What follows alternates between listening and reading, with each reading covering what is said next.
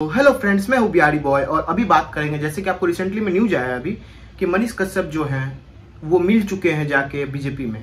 तो थोड़ा इसके बारे में विश्लेषण करेंगे और बात करेंगे कि ये डिसीजन बिहार के लिए सही है या गलत है, या ये जिस रास्ता पर जा रहे हैं इससे हमें क्या फर्क पड़ेगा। देखिए, मैं 2-4 वीडियो तक इनको सपोर्ट किया था पहले, आप मेरा वीडियो जाके देख सकते हैं। मैं इनको 2-4 वीडियो तक पहले इनको सपोर्ट किया कि चलिए गुड वर्क कर रहे हैं, अच्छा काम कर रहे हैं, चंपारण से उठ रहे हैं सांसद के लिए। मगर आज न्यूज एग्जैक्टली निकल के आता है कि ये जा रहे हैं बीजेपी में मिलने। तो मुझे एक चीज समझ में नहीं आया कि इतना दिन से इन्होंने जो पकौड़ा पकड़ाया वो क्या बीजेपी में जाने के लिए पकाया या चंपारण के लोगों के लिए पकड़ाया। अगर इनको बीजेपी में जाना ही था तो बीजेपी में जाते पहले, फिर चुनाव लड़ते। आप बातों को समझिए, इनको जाना था बीजेपी में, फिर जाके चुनाव लड़ना था। इनका एग्जैक्टली मुद्दा ये था। मैं अब फिर एक चीज जानना चाहता हूं कि ये चंपारण से चुनाव लड़ेंगे या नहीं लड़ेंगे।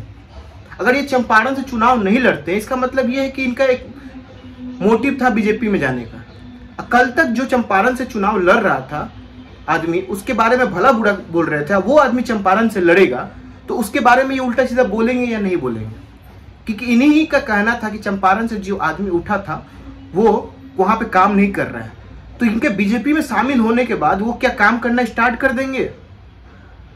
चीजों को समझना पड़ेगा। मेरा यहाँ पे मुद्दा ये था कि मनीष कश्यप जैसे इंसान अकेला चुनाव लड़ता ना तो उसके अंदर पोटेंशियल बहुत था। वो बीजेपी में शामिल होने के बाद ना उस पोटेंशियल को रोक दिया गया। प्राइवेट जॉब गवर्नमेंट जॉब कैसे होता है? प्राइवेट में आपके पास पोटेंशियल रहता है, आप एक्सप्लोर कर सकते हैं। गवर्नमेंट में आप नहीं कर सकते। गवर्नमेंट में आपको एक जगह स्थित रहना पड़ेगा। वही अभी हुआ है बीजेपी में जाने के बाद मनीष कश्यप के साथ। चले तो गए बीजेपी में, अब उनके पोटेंशियल को रोक दिया जाएगा कि बीजेपी वालों को भी पता है कि ये आदमी एक्सप्लोर करने वाला था, अच्छे खासे एक्सप्लोर करते ये आदमी। मगर अब क्या होगा, चंपारण से वो चुनाव नहीं लड़ेंगे, ना उनको लड़ने दिया जाएगा। मगर अब देखना ये है मुझे, हम आगे आने वाले कि उनको क्या तौर पे क्या। देखो, बीजेपी में गए होंगे तो कुछ तो शर्त लागू हुआ होगा, जो शर्त अभी तक बाहर नहीं आया। अभी तक ये भी बयान नहीं आया कि चंपारण से चुनाव लड़ेंगे या नहीं लड़ेंगे, ऐसी तरह कोई बातें नहीं आई है। और देखना ये होगा हम जैसे लोगों को कि क्या चंपारण से चुनाव लड़ते हैं या नहीं लड़ते हैं। कि कल तक वो बीजेपी के बारे में भी गलत बोल रहे थे और इस तरीके से वो करते हैं तो सही नहीं लगता है कि चुनावी बीच में वो जाके सीधा बीजेपी में मिल जाना। मेरा था कि मिलते, निर्दलीय जीतते वहां से, जीत के उसके बाद जाके बीजेपी से मिलते, कोई दिक्कत नहीं था। वहां बीच में जाके उनको बीजेपी से नहीं मिलना था। फिर वही नेता वाला बात आ गया, आप भी वही कर रहे जो बाकी नेता कर रहे हैं।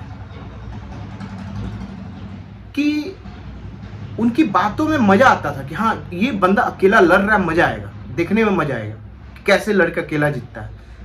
अब जाके बीजेपी में शामिल हो गए बीच चुनाव में। बुर्बक तो आप बन गए हैं। बीजेपी यहाँ पे अच्छा से निकल गई है। बीजेपी को पता था कि ये आदमी अकेला टक्कर देने वाला है चंपारण में।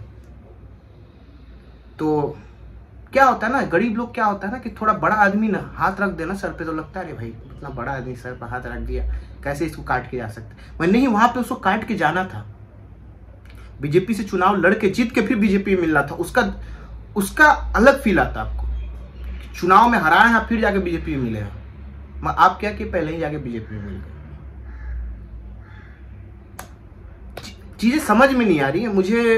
अभी राजनीति वहां की समझ में नहीं आ रही कि क्या ये भी वही काम कर रहे हैं जो नीतीश कुमार काम करते थे। पहले बड़ा बड़ा बोल दिए कि चंपारण से चुनाव लड़ेंगे। मुझे खुशी हो रहा था कि ये आदमी चुनाव लड़ेगा, अकेला दम पे जीतेगा, तो ये बड़े बड़े मतलब युवा के लिए एक उदाहरण बनता है कि आप भी अकेला उठ के जीत सकते हैं, ना कि जाके बीजेपी में मिल के जीत सकते हैं। बाकी मैं इनको सपोर्ट अभी भी करूंगा, मगर आपकी क्या राय इनकी कार्य पे? आप अपनी राय को कमेंट में जरूर रखिए। बताइए कि इन्होंने ये सही किया या गलत किया, क्योंकि इस मुद्दा पे बात करना बहुत ही ज्यादा जरूरी है। बाकी जय हिंद।